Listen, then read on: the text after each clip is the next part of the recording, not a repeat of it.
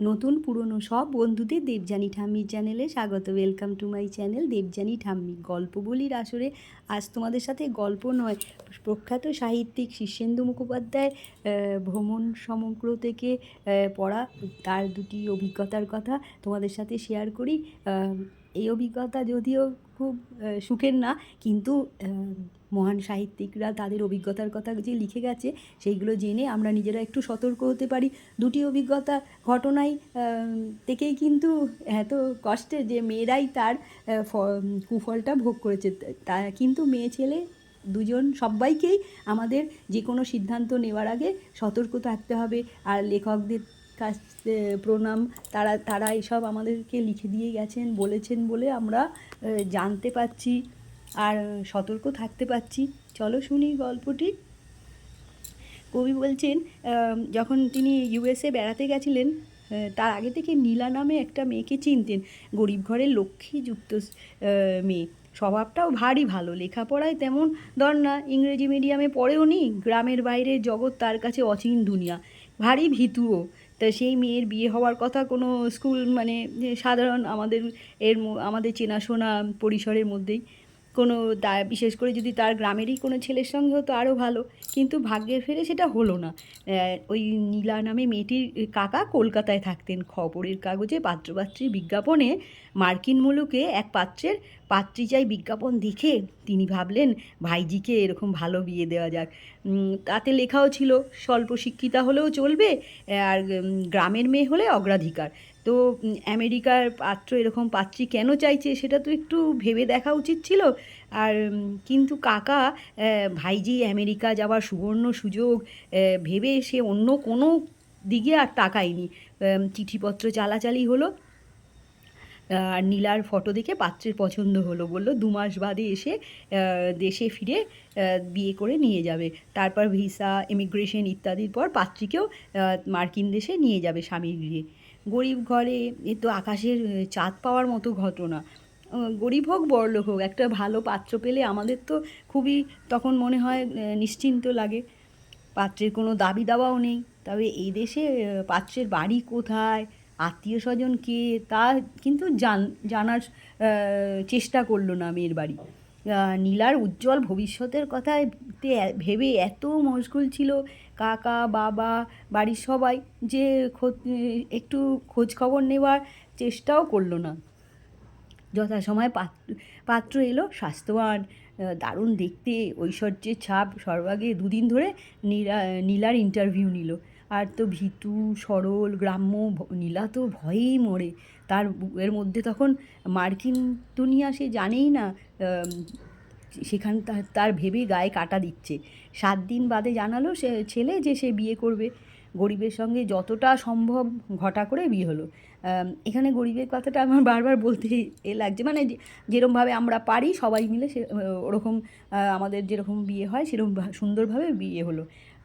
নীলাকে তো হীরের আংটি দিল তার বর, নেকলেসও, আর ছিল মার্কিন দেশে আমেরিকায় যাওয়ার বিমান ভাড়া।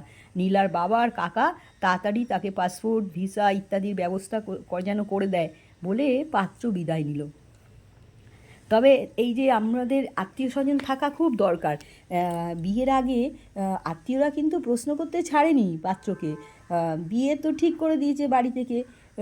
লেখক প্রখ্যাত সাহিত্যিক শীর্ষেন্দু মুখোপাধ্যায় লিখছেন যে তার কে কে আছে, কোথায় আছে, এই দেশে সে কোথায় উঠেছে, এইসব তার আত্মীয় স্বজন জিজ্ঞাসা করেছিল। আর পাত্র ততোধিক বিনয়ের সাথে জানিয়েছিল মা, বাবা, ভাই, বোন সবাই আমেরিকার বিভিন্ন জায়গায় থাকে, এখানে তার কেউ নেই, সে শুধু ওপরেই উঠে গেছে তার কেরিয়ার তৈরি করার জন্য, সেই দিকেই তার মন। বন্ধুই এখানে তার সম্বল, তার বাড়িতে থেকেই বিয়ে হয়েছে। বিয়ের পর প্রসিত ভর্তিকা নীলা শকুন্তলার মতো দুষ্মন্তের মিলনের জন্য ছটফট করছিল। তার সঙ্গে তার আরও একটা আকর্ষণ ছিল, সবাই বলতো আমেরিকায় যাওয়া, সেই আমেরিকার আকর্ষণ। তার বর বেশ ভালো চিঠি লেখে, তাতে ভালোবাসা জানায় আর পাঠায় সে দেশের কত না ছবি। এদিকে পাসপোর্ট হাতে এলো, ম্যারেজ সার্টিফিকেট সহ, ভিসার দরখাস্ত জমা পড়লো, টিকিট হয়ে গেল। প্রতীক্ষার দিন শেষ, নীলাকে যেতে হবে একা নিউ ইয়র্কে। তার বর তাকে রিসিভ করে নেবে, ভয়ের কিচ্ছু নেই। মা বাবাকে ভাই বোনকে চোখের জলে ভাসিয়ে নীলা একদিন সত্যি রওনা হয়ে গেল। 12,000 মাইল উড়ে এক শীতের দুপুরে সে পৌঁছালো নিউ ইয়র্ক শহরে, ভ্যাবা চ্যাকা, কাদো কাদো মুখ, ভয় সব নিয়ে। কিন্তু রিসেপশনে তার বর অপেক্ষা করছিল। যেই বরকে দেখে তার ভয় এক নিমেষে চলে গেল। বরের জন্য মা তৈরি করে দিয়েছে গোকুল পিঠে, নাড়ু, আমসত্ত্ব। কাস্টমসে ধরতে পারলে সব বাজেয়াপ্ত। কী ভাগ্যিস কিচ্ছু ধরেনি। তার বর যে গাড়িখানা এনেছে সেটা দেখেই তো নীলা একেবারে তাজ্জব বনে গেল। তখন কিন্তু তার এক অহংকারী আনন্দে বুক ভরে উঠল। নীলাকে পাশে বসিয়ে গাড়ি চালাতে চালাতে নীলা বরের কত না সুন্দর সুন্দর কথা বলতে লাগলো। একটু ইয়ার্কি, একটু তোয়াজ, একটু টিসি, আনন্দে ডগমগ নীলা লজ্জায় লাল হলো একটু। নিউ জার্সিতে ঢুকে যখন হু হু করে এগোচ্ছে, তার বর গলা খাকারি দিয়ে অন্যরকম গলায় বলল, নীলা একটা কথা বলো না, একটা প্রবলেম আছে। কিসের প্রবলেম? শুনে রাগ করো না, সব ঠিক হয়ে যাবে পরে। ফর দি টাইম বিং তোমাকে একটু ধৈর্য ধরতে হবে। সামান্য আশ্চর্য হয়ে নীলা ভাবলো বরের গলার স্বরটা তো ভালো ঠেকছে না, কিরম যেন গম্ভীর। বর বলল, কি জানো, 2 বছর আগে না আমি এক মার্কিন মেয়েকে বিয়ে করেছিলাম তো। বিয়ে? নীলার চোখ থেকে হঠাৎ দিনের আলো মুছে গেল। বুকের আনন্দের সমুদ্র থেমে গেল ঢেউ। হাত পা ঠান্ডা, গলা শুকিয়ে কাঠ। সে ঠিক শুনছে তো? বর বলল, ঘাবড়ে যেও না, এরা বেশি দিন বিয়ে টিকিয়ে রাখে না।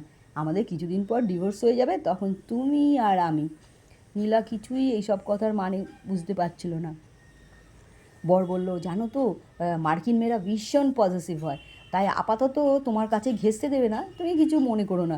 বেসমেন্টে তোমার আলাদা ঘর আছে, ভেরি কমফোর্টেবল। আর সারাদিন বোরও হবে না, কারণ আমাদের একজোড়া যমজ বাচ্চা আছে, তুমি তাদের দেখবে। নীলা বুদ্ধি রাখে, চেঁচিয়ে লাভ নেই। সে জানে দেশ থেকে 12,000 মাইল দূরে অচিন দেশের তার চিৎকার পৌঁছাবে না। তখন বাড়ির সামনে গাড়ি এসে থামলো। তখন সিটে একদম এলিয়ে পড়েছে, নিতান্ত সিট বেল্ট বাঁধা, নইলে গড়িয়ে সে রাস্তায় পড়ে যেত। তার বর তাকে প্রায় ধরে ধরে নামালো। সদর দরজা খুলে তাকে দেখিয়ে দিল। কিছুক্ষণ নীলা ঘন্টার পর ঘন্টা জড় বুদ্ধির মতো বসে রইল। পোশাক ছাড়লো না, কিচ্ছু করলো না। বেসমেন্টের ঘরে চুপচাপ বসে থাকলো। ওপরে কাঠের মেঝেতে চলাফেরার আওয়াজ, মাটির তলার সমাধির মতো নিস্তব্ধ ঘরে নিজেকে তার নিজের মৃতদেহ বলেই মনে হচ্ছিল। অঙ্কটা কষতে আর মেলাতে অনেক সময় লাগলো তার। বিশ্বাস অবিশ্বাস পার্থক্য ঘোচানো বড় সহজ নয়। বহুদিন ধরে গড়ে তোলা স্বপ্ন আর কল্পনার ইমারতকে এক লহমায় গুড়িয়ে দেওয়া।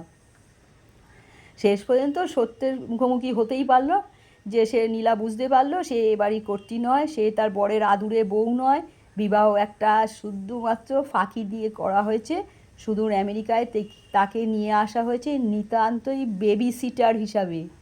মানুষের চরিত্র বড় অদ্ভুত আর বিচিত্র। যখন তার এমন অস্তিত্বের সংকট, তখন তার বর লজ্জিত মুখে এসে হাত ধরে বলল, ঘাবড়াচ্ছ কেন? শুধু 2 দিন ধৈর্য ধরো, দেখবে সব ঠিক হয়ে যাবে। দেশের বাড়ির কথা বড় মনে হতে থাকলো। কত না আদরের জায়গা ছিল সে, কত না সত্য দিয়ে ঘেরা ছিল সেই দেশ। বাড়ির কাজের লোক ছাড়া আর কিছুই নয়। সেই লড়াই চলতেই থাকলো। লড়াই করতে করতে আস্তে আস্তে বুকে বল এনে নীলা কিন্তু তারপর গড়ে তুললো নিজের একটা সুন্দর জগৎ। তারপর সে মিশতে থাকলো। মিশে সে জানাতে পারলো তাদেরকে তার টেলিফোন ডাইরেক্টরি ছিল না, সেটা কখনো খুঁজে পায়নি। যখন সে টেলিফোন ডাইরেক্টরি খুঁজে পেল, তখন সে একটা ঠিকানা জোগাড় করে ওই দেশে তাদের সঙ্গে যোগাযোগ করলো যারা এরকমভাবে রক্ষা করে। সেদিনটা ছিল মারাত্মক। সেই সংস্থার লোকজন আসলো নীলাকে সাহায্য করার জন্য। প্রথমটায় ঘাবড়ে গেল, পরে তার বর এমন রাগে চেঁচাতে লাগলো, who called you, what's the business, get out of here. Memsahib হচ্ছে বেশি ভয় পেয়ে দৌড়ে পুলিশ স্টেশনে ফোন দিল। কিন্তু দলবদ্ধ বাঙালিরা তাতে ঘাবড়ালো না, উল্টে কেউ চেঁচামেচি করলো না। শান্ত কণ্ঠস্বরে একজন প্রবীণ সৌম্য বাঙালি লোকটাকে বলল, আমরা বিশ্বাস করি প্রয়োজনে আপনার কাছে এবং আপনার মার্কিন স্ত্রীর কাছে এসেছি। আপনি উত্তেজিত হবেন না, হয়ে লাভ নেই। কেন এসেছো? নীলা খুব হাসছিল। তারপর কী আর হবে, অগত্যা দরজা ছেড়ে দিল। সবাই অবশ্য ঘরে ঢুকলো না।